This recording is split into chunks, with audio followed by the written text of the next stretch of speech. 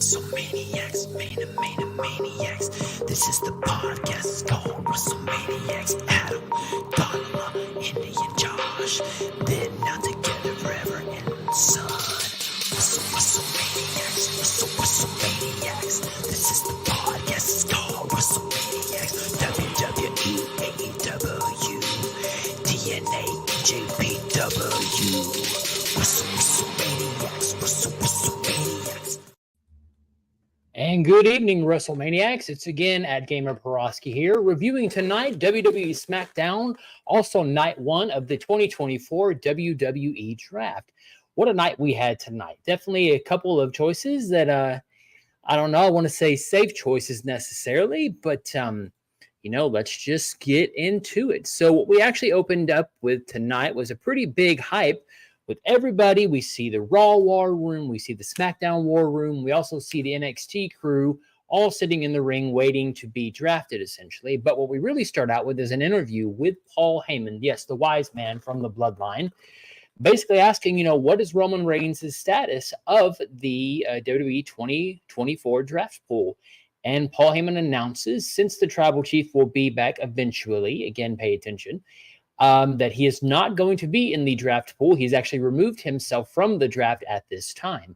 Now, one thing that was interesting is he was kind of hinting, saying that the real tribal chief takes himself out. The real tribal chief will do this, will do that. And we'll find out why he was talking kind of in a, I don't want to say smack, but kind of talking about Solo, and that the real tribal chief does this and that. So, interesting start to SmackDown. Definitely, I was kind of curious as to why Paul was talking like that, but we'll find out why he was being so brave and talking so brazenly here in a little bit. So what we actually start out with the show in the arena is actually the undisputed WWE title contract signing for WWE Backlash. So Corey Graves is in the ring and announces and introduces AJ Styles, as well as AJ Styles' challenger, or I should say champion, Cody Rhodes, for the WWE Backlash match that they're going to have a week from Saturday next week. And so, interestingly enough, it's a little bit different design this time. I really kind of like the way they set this up. What you have is one table here, and right in the middle, you have a podium with the WWE Undisputed WWE Championship right in the middle. So really great visual, a little bit of a change, a little bit more sportsman-like feel, I almost would say. And, pretty much Corey Graves kind of said, look, everybody has their piece to say. And what I really like is it actually starts out with AJ Styles getting up and saying, look, this is the first time two Georgia boys are going to be fighting for the biggest prize in the game. I respect you, Cody Rhodes. We've been down the same roads. And I also learned from Dusty Rhodes, your dad as well. Now, again, I'm kind of getting over this whole Dusty Rhodes, always being part of Cody's storyline. But again, it is his dad. What are you going to do, right? And after that, of course, Cody Rhodes says, look, I respect you, but all that respect I have for you is going to go by the wayside at Backlash. And essentially, this is not going to be a dream match for me, AJ Styles. This is going to be a must-win. So, surprisingly, they shake hands. AJ Styles leaves. Cody Rhodes puts his title up in the air. And that's it for the contract signing. Nobody got a cheap shot in. Nobody tried to make each other mad. They really kind of, in a way, talked about how this is going to be their first time touching. So I really kind of liked how that played out. A little bit different than your typical WWE contract signing, as we all know usually ends in chaos. So what we have after that is Cody Rhodes is leaving. Triple H comes out and basically says, look, you're going to stay on SmackDown because all champions, as we found out on SmackDown, are ineligible for this draft. So the Raw champions, tag team champions, nobody's leaving their respective brand if you are a champion. Now, again, what's interesting is I don't think they really mention NXT in those rules, but again, we'll find out come Monday if that's true or not still. But anyways, we have the first round draft picks of the night. And what we actually had is Cody Rhodes and Triple H. Cody Rhodes announced for SmackDown and Triple H announced for Raw. The way it would go is SmackDown gets the first pick because it's their show. Then Raw would get the second pick. We'd have 4 picks for each round. So it was a total of 16 picks. So on round 1, I'll show you guys what the first round pick was. Surprisingly, at least to me, SmackDown's first pick of the draft in this new era, as we call it, was Bianca Belair. Again, nothing wrong with that. I was a little surprised that it was Bianca, but hey, again, kudos to Bianca. Secondly, we had Raw picking main event Jey Uso. Again, both of them staying, I believe, on their respective brands. But the surprise pull from NXT was SmackDown selected Carmelo Hayes. Again, most of us kind of figured that after his loss to Trick, he was going to go somewhere, SmackDown or Raw, and this was a really great pick. And it actually will play out here in a second. Carmelo definitely doesn't take long to make an impact as being the number 2 draft pick of SmackDown. And Raw, of course, gets to be able to keep Seth Rollins as well on Monday Night Raw. So Seth freaking Rollins is going absolutely nowhere, ladies and gentlemen. So after that, what we get is actually, I got a comment here. Sorry, guys. Let's see here. Night of OA says, was shocked at the amount of people staying put, but a big key moves made for sure. Yeah, I definitely agree. And that was a relatively babyface promo from Styles. Kind of surprised me. Yeah, I would agree. It definitely was more of a babyface. It definitely wasn't the AJ, aggressive AJ that we're used to.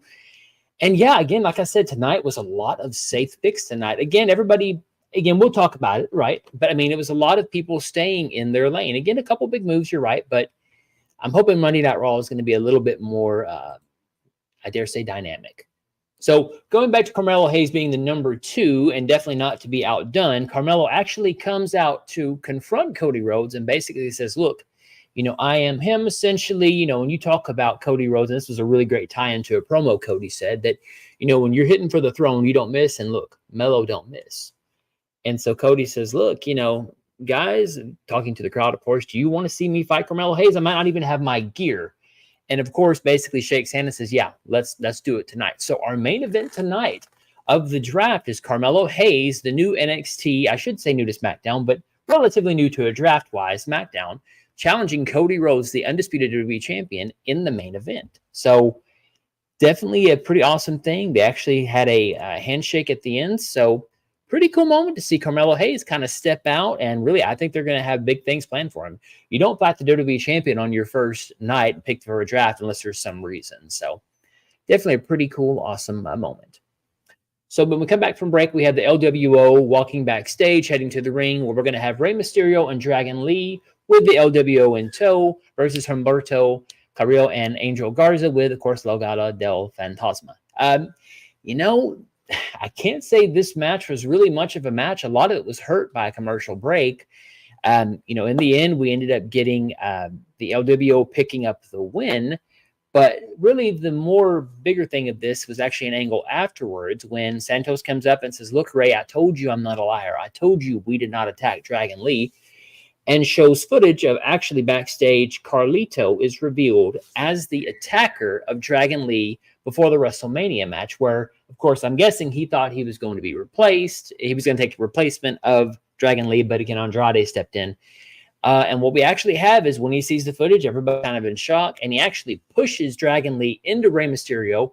Dragon Lee backs up. Carlito hits his backstabber move on him, and basically escapes through the crowd. And, of course, LWO are distraught, and Legado del Fantasma, say that 3 times fast, pretty much said, look, I told you so. I told you so. So, again, we all kind of knew this was coming, but I'm definitely glad that they finally got this done. So what we get next is actually Braun Breaker versus Cedric Alexander. And I say squash match because the time it took for Braun to squash Alexander, guys, 16 seconds, 15 seconds. It was a really, really quick match, kind of a blink and you miss it type of match. Braun Breaker definitely is going to be put over huge. We find out later which show he's going to be on, and I'll talk about that here in a minute. But poor Cedric Alexander, again, 2 years ago or so, he was part of Bobby Lashley's group and, was in a pivotal part, and now he's, being fed to Braun Breaker. Again, nothing wrong with Braun Breaker, but poor Cedric Alexander, and look, poor Cameron Grimes, who got released last week after that match. So again, terrible kind of thing for anybody fed to Braun Breaker, essentially the new Goldberg, even with the tattoo. Nothing wrong with him. Again, I like him, but it is kind of funny how he's doing squash matches essentially. So what we get next is a backstage segment with Nick Aldis talking to Tiffany Stratton and basically says you ruined the match essentially last week between Bayley and Naomi. And what we're going to have is actually, as it's revealed here shortly when Bayley comes into frame, saying it's her idea for Naomi and Tiffany Stratton to have a rematch from their match a couple of weeks ago. But the difference is going to be whoever wins this match is going to be the new #1 contender to challenge Bayley at Backlash for the women's championship, the WWE Women's Championship.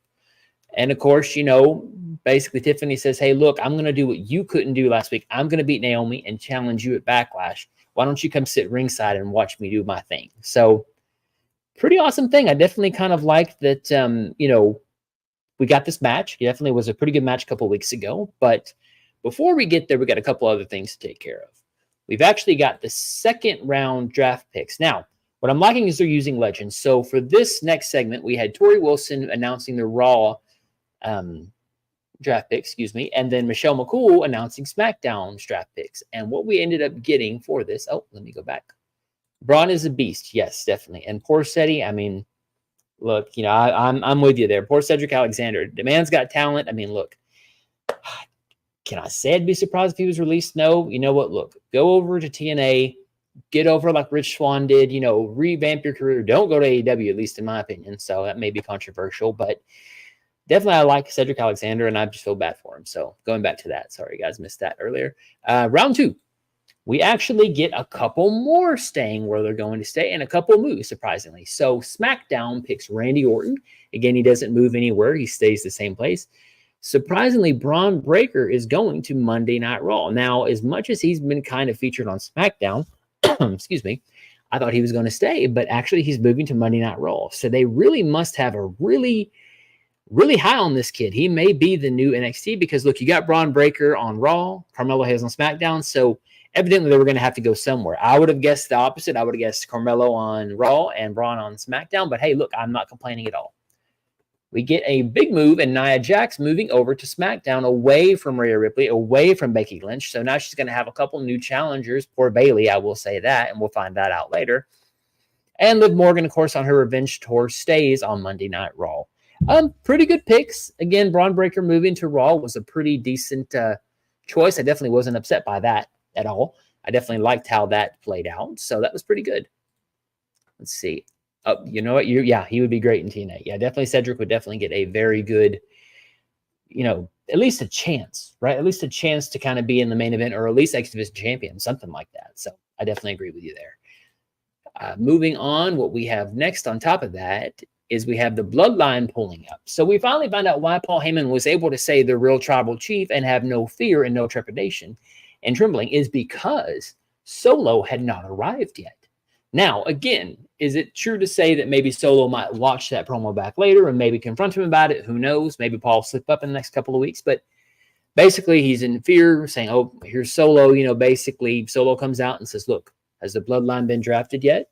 Heyman says, no, not really necessarily. Reigns is out of the draft. And on top of that, you're adding new members. So, nobody's really knowing what they're going to get with the bloodline. And Solo looks to, I believe it's his left, I should say, and enter Tama Tonga, the NFT. So he basically comes up or MFT, I'm sorry, excuse me. And basically Solo says, you want to say that again, Paul? You want to say that again about what you just said? And before he has a chance, we see Kevin Owens come from behind, knock Solo out of frame, basically push over Tama Tonga, who attacked him last week, and basically starts pushing him up against the wall, I should say, and just beating the heck out of him, essentially. Everybody, the agents run in, break it up, essentially. So definitely we have Kevin Owens, as commentary says, he don't stay down for very long. So Kevin Owens, of course, doing the Kevin Owens thing and getting his revenge on people.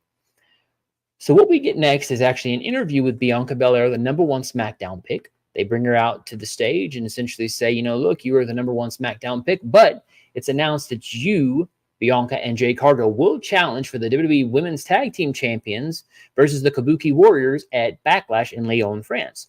What do you think about that? And of course, Bianca says, look, we got him at WrestleMania, essentially. And of course, you really can say much into the Kabuki Warriors coming out, speaking in Japanese. Bianca kind of just, talking trash with them. Not really anything intelligible, more just kind of the visual of them kind of fighting. Jade Cargill comes out, does the same thing. Now you see the face-off between them two on the stage.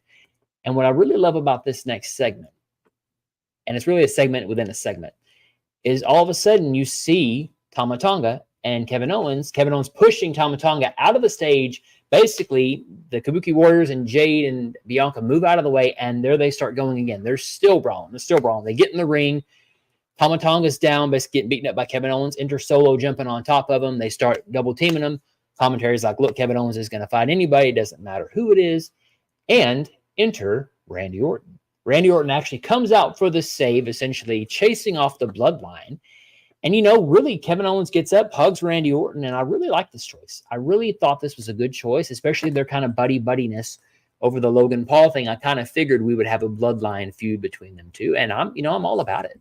I'm really all about that sort of thing. It's a really cool, awesome way to get them as a team, and I always thought about calling them RKO, and evidently later on we'll find out that next week there will actually be a co-host RKO show.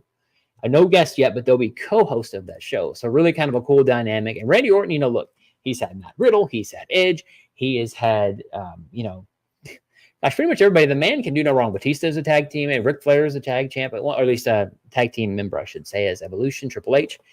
Randy Orton's a good tag team dude, I got to say. And I definitely like seeing Randy Orton and Kevin Owens. Randy Orton can kind of be the cooler head. Kevin Owens is the hothead, which is interesting given that usually Randy Orton's the hothead. So, at least in his younger career. So pretty cool kind of team, I would say. And what we get next is we actually have the Dudley Boys, Bubba Ray for SmackDown and Devon Dudley for Raw, coming to do the round 3 draft picks. And what we get out of those for round 3 for the draft picks tonight are SmackDown selects LA Knight, Raw selects Ricochet, SmackDown keeps the Bloodline, and Raw, I would guess, seemingly keeps Sheamus. Again, I'm not sure. Raw, he just returned to Raw, so I would guess technically he's part of the Raw roster. So nobody technically moves in this one. The Bloodline still stays. And everybody stays. Again, kind of a safe bet. Again, I'm really kind of confused a little bit as to why we're kind of keeping our big players. Again, I get the Bloodline staying on SmackDown. Makes total sense with Roman's return eventually, with Jimmy Uso being taken out by Solo and Tama Tonga. But again, no disrespect to Ricochet, but I was a little surprised. I kind of expected him to come to SmackDown. I thought that'd be a better kind of show for him to be on. Definitely not upset by it, him staying on Raw, but again, a very odd choice, I thought. LA Knight staying on SmackDown, of course, all well and good, but again, you've got kind of the same feud. So I was hoping for him to move to Raw, but look, I'm not the one who picks it, so it is what it is. What we get next is a number 1 contenders match for the WWE Women's Championship. Who's going to challenge Bayley at WWE Backlash in Lyon, France, a week from Saturday? So what we get in this match is a pretty good match. Again, these two ladies are really good at having matches together. Again, Naomi, as we know, and Donald will tell you over on Rangers of Wrestling, and when she comes here, that Naomi definitely had a heck of a run in TNA, and definitely she wasn't really a fan of her booking, but really, Naomi at this point, they're kind of giving her a little bit more of her flowers. I'm really kind of glad she's kind of getting an opportunity. Did I really think Naomi was going to win this match? No. I assumed Tiffany Stratton, but actually, surprisingly, there was, as far as I know, no winner of this match because the new pick, Nia Jax, actually attacks Bayley on commentary. Naomi sees it, runs out to try to save her. Nia Jax basically beats her up and then beats up Bayley again. And of course, Tiffany Stratton, being the smart heel she is, stays away from Nia Jax. Nia Jax walks off, and then Tiffany says, you know what? It's Tiffy time. Rolls both Naomi and Bayley in the ring, stacks them up like this, and does another prettiest moonsault ever, just like she did a week ago. So we actually have Tiffany standing tall here in this match. And what we find out later is Nick Aldis had been tired of that, and so basically said, look, it's going to be a triple threat match at Backlash now with Naomi, with Tiffany Stratton, and Bayley for the WWE Women's Champion. Now, again, I'm surprised Nia Jax wasn't in that match, but again, we never can tell. It may become a fatal 4-way for all we know, or it could be some sort of nefarious means Nia Jax gets in, or she ruins the match. So, pretty good match between these two. Definitely, I can't say I was expecting Nia Jax to make such a quick debut, but hey, nothing wrong with that. So what we get next is a backstage interview with the Street Profits, basically saying, look, guys, you still haven't been drafted anywhere, but you got your opportunity against A-Town Down Under in Austin Theory and Grayson Waller for the SmackDown Tag Team Championships next week. The WWE Tag Team titles, I should say. And, they basically are saying, look, we got this. And A-Town Down Under essentially interrupts and says, look, guys, you're not going to win. You're not going to beat us. Bobby Lashley, they basically just chase them away. So, a little bit of a hype for the title match next week. Again, it's all right. Again, I'm glad that they're going to have it, but I expected a little bit more. But hey, I'm not the booker, so nothing wrong with that. So what we get next is our round 4, our final round draft picks. So the Sweet 16 tonight. Yeah, 16. I had to think about that for a second.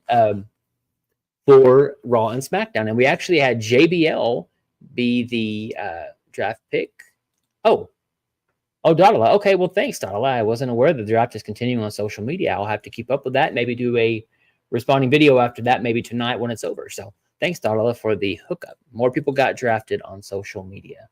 Okay, well, thanks, Dadala. Well, again, television-wise, let's just say the Sweet 16, but we've got more drafts coming. And definitely, Dadala, I will check that out after this show, and I'll probably have a video on that later tonight, maybe. Again, going back to the round 4 draft picks, again, thanks, Darla, for the shout out and info. We actually had AJ Styles staying on SmackDown, the Alpha Academy staying on Raw, Andrade coming over from Raw to SmackDown, and surprise, surprise, an NXT female call-up, which, again, definitely not a bad choice, Kiana James. Now, if you haven't been following NXT, Kiana James, I dare say, is a successful businesswoman. Essentially, she's been a heel there for a while. I'm a little surprised that she jumped over Fallon Henley, Thea Hale, any of those individuals. But, again, definitely not a problem there. No issues there. So, Kiana James, they actually have an interview with her.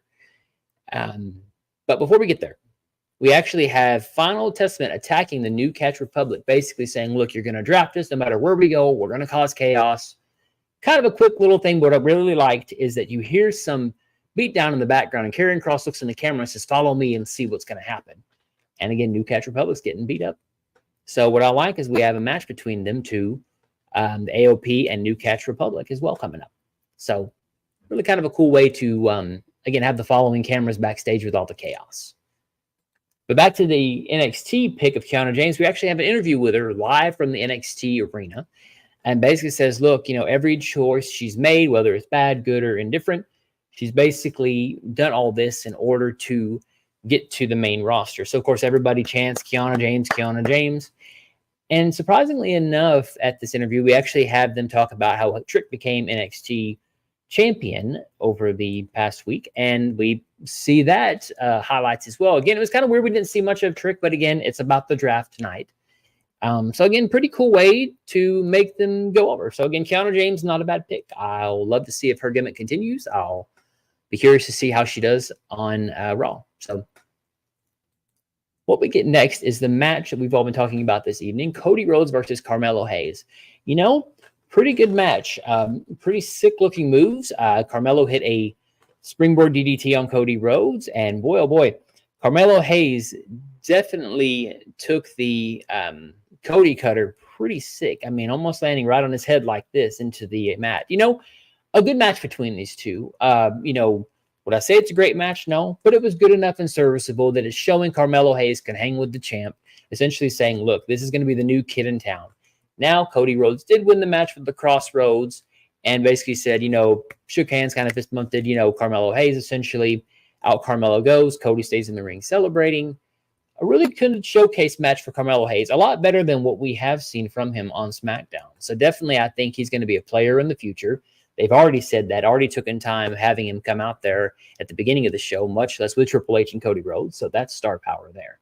So Carmelo Hayes is definitely on an upward swing following his loss to Trick Williams over at Stand and Deliver. So really cool way to do this. And what we have after is Styles, of course, continues to celebrate. And what we get is as he's getting on the ring and we got a tight shot on Cody Rhodes, turns around, there's AJ Styles looking like he's about to attack, but doesn't, because I guess I would say he's caught. We get the stare down, basically the jaw jacking between them two, essentially. And, that's it for the show. We go off the air with them two talking, and we have a hype for the face-off that they're going to have next week, a day or so before Backlash in Lyon, France. So a pretty good SmackDown show. The draft picks, the Sweet 16 so far, I can't say they're okay. A lot of safe picks. Again, Carmelo Hayes going to SmackDown, great choice. Kiana going to Raw, great choice. Nia Jax, I'll be interested to see what kind of chaos she causes on SmackDown. And Braun Breaker to Raw, well, who else is he going to crush? I mean, I would hope to see maybe a Braun Breaker and Sheamus match. I wouldn't be too upset by that. Or Drew McIntyre, Gunther. A lot of different choices. We got the next draft, night 2, coming on Monday Night Raw, so I'll be following that as well. And so, guys and gals, for me at Gamer Peroski on Twitter, you also got all of us at A Plus Opinions as well. Follow us, the A Plus Hero Report, WrestleManiacs podcast, and also don't forget to follow our gal Dada at Dada_ on X, as well as Rangers of Wrestling. So for all of us in the WrestleManiacs podcast universe, I should say, thanks so much, and I will see you guys and gals, WrestleManiacs, on Monday Night Raw. Have a good weekend.